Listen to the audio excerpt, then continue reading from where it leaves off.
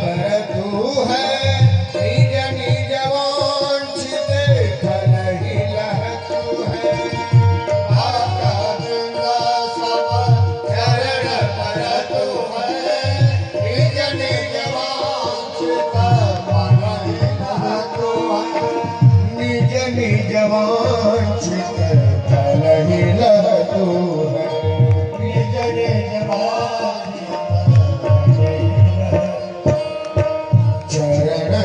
नारायणाय विद्महे वासुदेवाय धीमहि तन्नो विष्णु प्रचोदयात् महालक्ष्म्यै च विद्महे विष्णुपत्न्यै च धीमहि तन्नो लक्ष्मी प्रचोदयात् तन्नो लक्ष्मी प्रचोदयात्।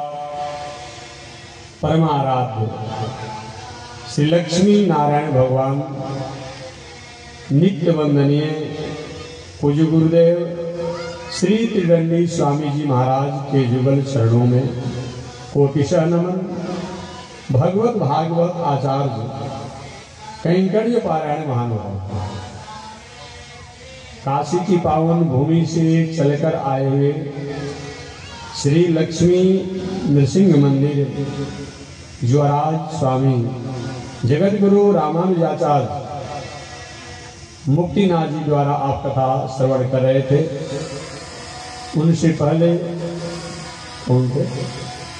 पहले हरिद्वार की पावन भूमि से चलकर आए हुए श्री माया मधुसूदन पीठाधीश्वर जगत गुरु रामानुजाचार्य स्वामी वैकुंठनाथ जी द्वारा कथा आप श्रवण कर रहे थे। उनसे पहले जगदीश तो कहीं आत्मा का खुराक सत्संग और धर्म है। शरीर के खुराकों के लिए, शरीर को स्वस्थ करने के लिए तो हम टॉनिक, विटामिन इत्यादि का उपयोग करते ही हैं, परंतु हमारा आत्मा, हमारा बुद्धि, हमारा मन, हमारा चित्त, हमारा व्यवहार, हमारा संग, हमारा उठन, हमारा बैठन, ये भी कभी कभी कमजोर हो जाता है, बीमार हो जाता है। इसके लिए हम किसी औषधि की चाह में नहीं रहते हैं, इसको हम ढूंढना नहीं चाहते हैं। कारण क्या होता है, एक दिन हमारी मन, बुद्धि, चित्त, आत्मा कमजोर हो जाती है। आप प्रश्न करेंगे हमसे, महात्मा जी आप जैसे संत और आत्मा को रोग की बात करेंगे, ये कैसा लगेगा? मैं निवेदन करना चाहूंगा, आपने भी गीता पढ़ा है, मैंने भी गीता पढ़ा है। आयोजन को मंगल करने के लिए, मंगलानुशासन प्राप्त करने के लिए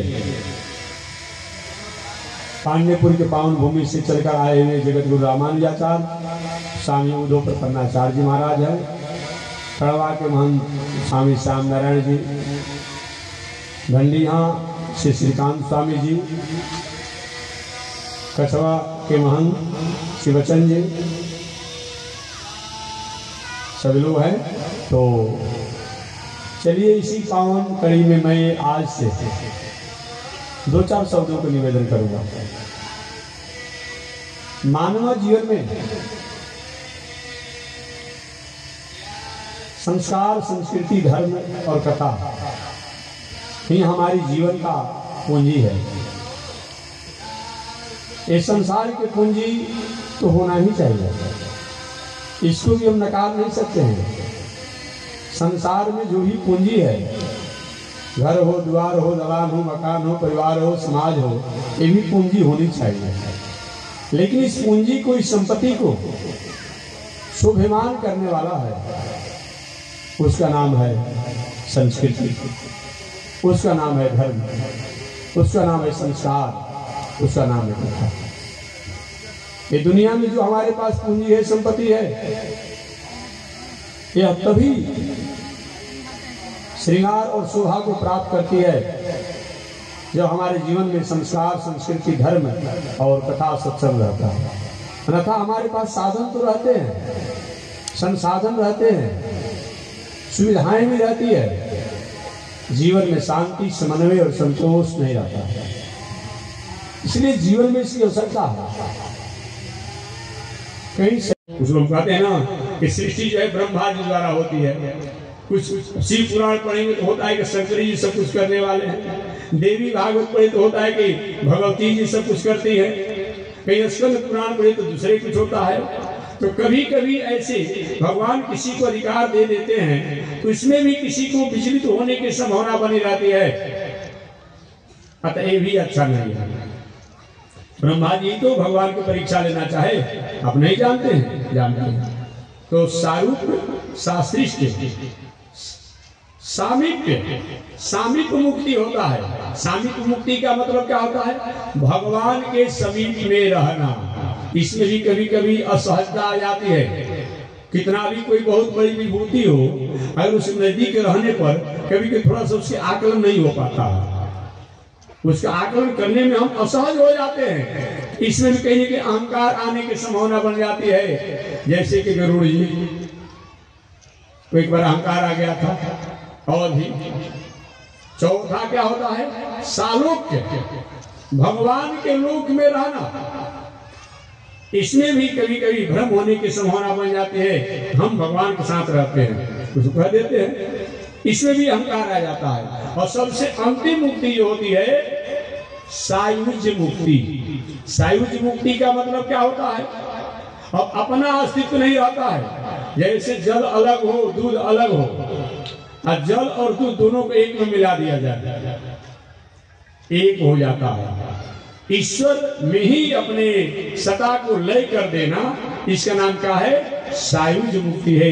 ये सबसे श्रेष्ठ मुक्ति बताई गई है। इस तरीका से ये सबसे उत्तम मुक्ति बताई गई है। तो भगवान का धाम कौन है? यदि गत्वा, हाँ एक बात और है, चाहे पांचों प्रकार की मुक्ति हो, चारों प्रकार की मुक्ति, एक मुक्ति में तो अलग की सत्ता ही नहीं रहती है। चाहे चारों प्रकार की मुक्ति हो, सारूप मुक्ति, शास्त्रिष्ट मुक्ति, सामीप्य मुक्ति, सालोक्य मुक्ति, इन चारों मुक्ति में भले ही संसार में थोड़ी सी होता है, लेकिन वो एक न एक दिन परमात्मा का ही अधिकारी होता है। चाहे वह रावण कुंभकर्ण हो, दंतभग शिशुपाल हो, हिरण्याक्ष हिरण्यकश्यप हो, ये अपने अपने सांपों को प्राप्त करके भोग करके पुनः वे अपने लोक में चले गए। यही होता है। तो भगवान उद्धव, मैं अपने लोक में जाने की तैयारी में हूँ। मुझे क्या प्रभु, मैं भी आपके साथ चलता तो कैसा रहता? भगवान को उद्धव, देखो अकेले आना अकेले जाना, अकेले आना अकेले जाना होता है। हम भी अकेले आए, तुम भी अकेले आए, तुम भी जाओ मैं भी जाऊं, एक साथ जाने की बात नहीं। मुझे प्रभु